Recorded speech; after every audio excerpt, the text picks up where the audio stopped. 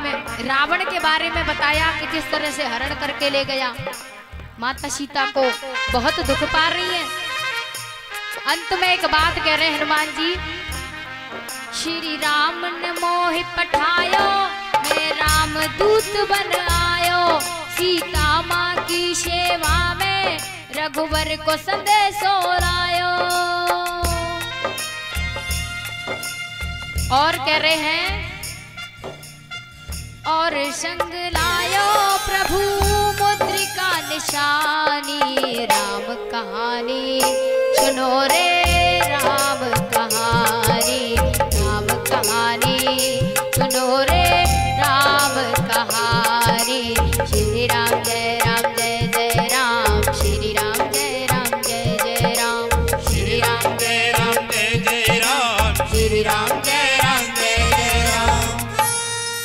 अब उस अंगूठी को, जो वही अंगूठी जो माता सीता ने केवट को देने के लिए दी थी, वही अंगूठी भगवान ने हनुमान जी को दी है।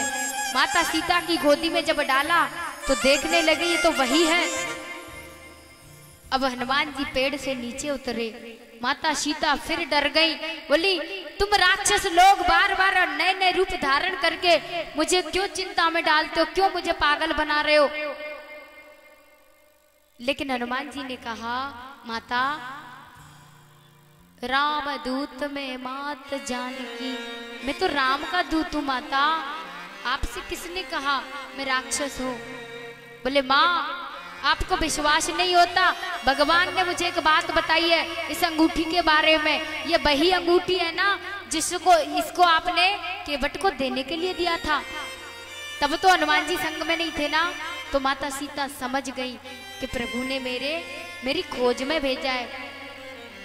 तो माता सीता ने चूड़ामणि दी है अपने सिर से निकाल करके, और हनुमान जी ने कहा माता मुझे बहुत जोर से भूख लगी है। तो बताया पास में ही रावण की जो है बगिया है, उसमें बड़े सुंदर फल हैं। अब हनुमान जी गए हैं रावण की उस बगिया में फल हैं, खूब खाए खूब फेंके। अब रावण के एक बेटे का उद्धार कर दिया हनुमान जी ने, अक्षय कुमार का।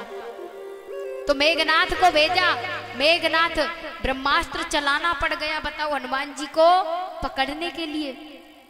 ब्रह्मा जी का अपमान न हो जाए इसलिए उन्होंने स्वीकार कर लिया है और बंध गए हैं बंधन में। और रावण के सामने मेघनाथ ले गया, पूंछ में आग लगवाई, मारने की कह रहा था, लेकिन विभीषण ने मना किया, भैया दूत को नीति विरोध मारे नहीं दूता, दूत को मारना नहीं चाहिए। तो रावण ने कहा तो क्या करें, तो बताया कि बानर को पूंछ से बड़ा प्रेम होता है, पूंछ में आग लगवा दो।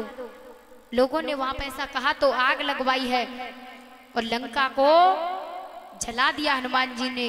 अब जब लंका को जलाया और वापस आए हैं और राम जी को खबर दी है,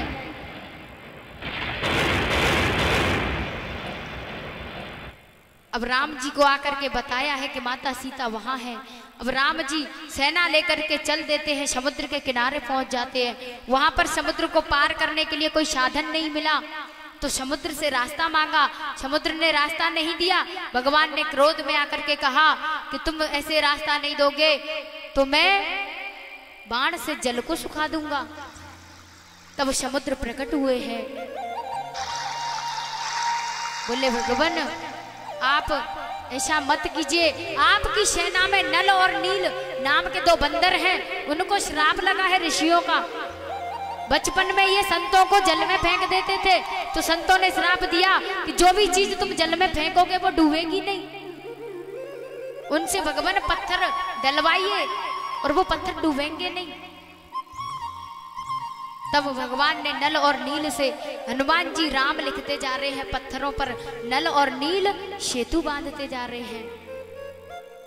अब इधर में परमात्मा की सहायता सब कर रहे हैं। गिलहरी जानती हो, गिलहरी वो भी परमात्मा की सहायता कर रही है, यानी धूल में जाती है, धूल में अपने शरीर में धूल भर करके ला करके और उन पत्थरों पर डालती है, झराती है उन पत्थरों पर। तो भगवान देख रहे इस दृश्य को, भगवान खुश हुए, देखो एक गिलहरी भी मेरी मदद कर रही है। तो भगवान ने अपने हाथ फेरे हैं, उंगलियां फिराई हैं गिलहरी के ऊपर। इतना प्रेम उस गिलहरी के अंदर और भगवान के अंदर, तो आज भी गिलहरी की पीठ पर भगवान की उंगलियां छप गई हैं। देखी होंगी आपने, भगवान श्री राम की उंगलियां छपी हैं। तो वहां से सेतु बांधा है, लंका में पहुंचे हैं, युद्ध हुआ है, मेघनाथ को लक्ष्मण जी ने मार दिया और रावण और भगवान श्री राम में युद्ध होने लगा है। 20 भुजा 10 शीश, भगवान ने सबको काट दिया, लेकिन रावण का अंत नहीं हुआ। तब विभीषण ने आकर के कहा है, भगवान इसकी नाभि में इसका अंत है। तो भगवान ने बाण छोड़ा है और नाभि में जाकर के जब लगा, तो अंत में रावण आकाश मार्ग में युद्ध कर रहा था, वहां से गिरा है। जय श्री राम जय श्री राम जय श्री राम कह करके जमीन पर गिरा है। अब वहां पे गिर पड़ा,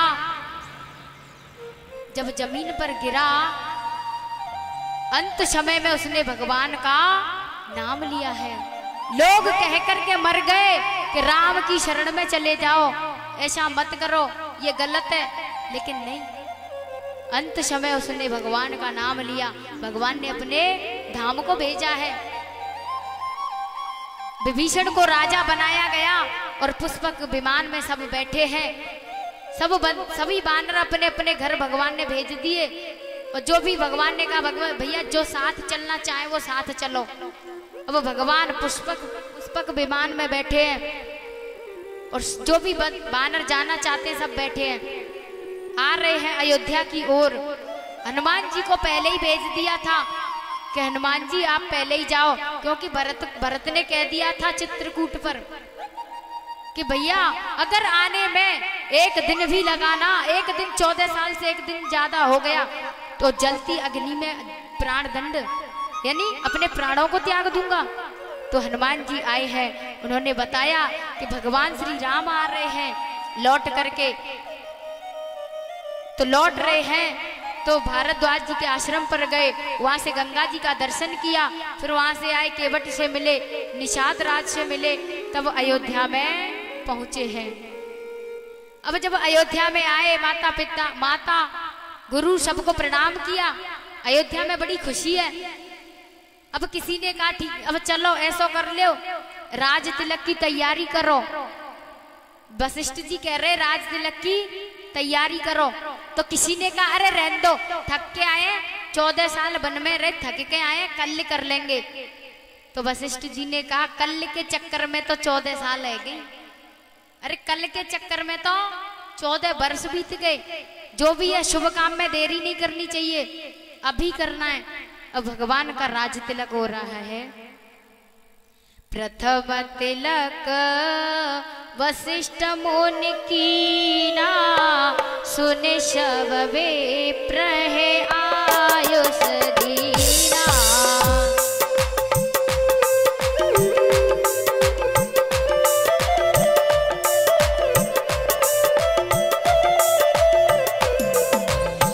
प्रथम तिलक वशिष्ठ मुनि कीना, सुनि सब विप्र है आयुष दीना।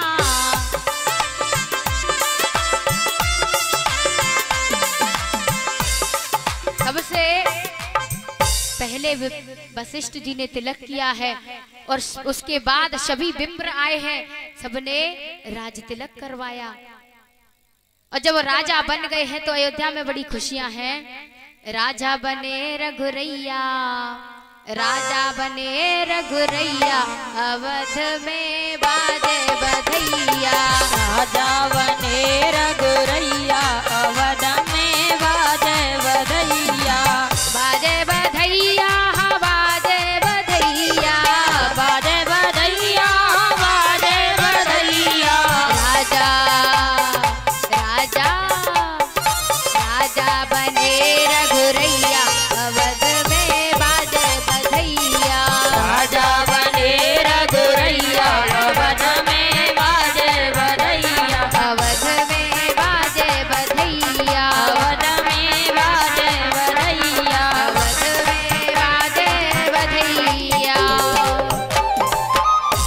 बोलिए राजा रामचंद्र की जय हो।